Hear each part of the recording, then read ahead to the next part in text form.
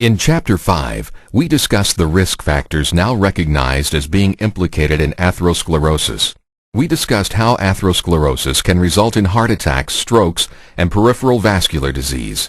The three risk factors discussed were elevated homocysteine levels, certain infections, and we'll explain the infection connection in more detail, and elevated cholesterol, especially elevated so-called bad cholesterol, called low-density lipoprotein, or LDL. We would not be complete in our discussion if we didn't list other risk factors known to be important in atherosclerotic risk. These include smoking, high blood pressure, diabetes, being overweight or obese, inactivity, stress, and excessive alcohol ingestion. Age and heredity also play a role in the risk for atherosclerosis, but these factors are pretty much beyond our ability to influence. We can lower our risk by lifestyle changes, which we all know are easy to talk about but often difficult to achieve. Easier to achieve is the lowering of our risk factors through intelligent nutritional supplementation. Let's address homocysteine again. We learned in Chapter 5, as you again see on the screen, that any level of homocysteine in your blood that exceeds 6.3 millimoles per liter increases your risk of having a heart attack, and that each 3-unit increase increases that risk by 35%. Homocysteine responds to vitamin supplementation, notably vitamins B6, B12, and folic acid, which is vitamin B9. If your homocysteine level is elevated above 6.3, a cocktail of these vitamins should lower your level to a more healthy level. Sometimes the addition of betaine, also known as trimethylglycine, or TMG, can be added to the B vitamins to help in the lowering of especially high levels of homocysteine. We mentioned infections by common germs as being implicated in atherosclerosis.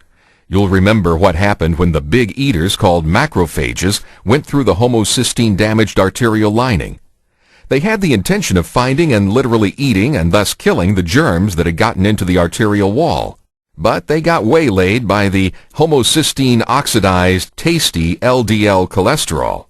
And by stuffing themselves, they turned into the foam cells that constitute arterial plaque. What happened is called inflammation. When white blood cell germ seekers such as macrophages try to do their duty and protect us, they are part of the immune system's inflammatory response. Let's read this illustrated explanation from a recent magazine article together, which is entitled, How It Goes Wrong. If the inflammatory fires refuse to die down or flare up for prolonged periods, permanent damage may result. A long-running, low-grade infection, like gum disease, may keep immune cells fired up, or there may be a breakdown in the complex series of checks and balances that regulates the immune system. Certain parts of the body are mistakenly selected by immune cells for attack. Macrophages start chewing up cholesterol deposits in the coronary arteries, or glial cells begin destroying neurons in the brain. The body's efforts to heal the damage it created end up only making matters worse. How ironic it is that our immune system's efforts to protect us can actually backfire and cause us harm. We now realize that chronic inflammation is the cause of many disease processes in our bodies. And the most devastating of these diseases is atherosclerosis and its consequences, heart disease, most strokes, and peripheral vascular disease. There is a test to measure inflammation in your body, and it's called a C-reactive protein test. A specific C-reactive protein test for arterial disease from plaque formation is called a high-sensitivity CRP, or HSCRP. Everyone who's being evaluated for heart disease should have an HSCRP test done. It isn't expensive, and it's highly recommended. Dr. Paul Ridker, Director of Cardiovascular Disease Prevention at Brigham Women's Hospital, has stated that C-reactive protein levels are actually superior to LDL cholesterol levels in predicting cardiovascular events. A cover story in U.S. News & World Report was titled, The Heart Test That Could Save Your Life. On the screen, you'll see an HSCRP ranges and disease risk chart. Please become as informed as possible and have your physician order this test. And if you fall into a level where you are at risk, here is a suggestion about what you can do to lower your risk profile. Chronic infection from common germs has been implicated in causing the chronic inflammation that can occur. Remember those macrophages ingesting the oxidized LDL cholesterol and becoming foam cells, which became the plaques in the arterial wall? The immune system can be stimulated to recognize and attack those particular germs that began the whole immune system's inflammatory response. Transfer factors that are empowered to recognize those germs can be utilized by an individual to provoke an appropriate immune response. And something called red yeast rice can also be utilized because it has been shown to dampen an inappropriate inflammatory response. So what about cholesterol?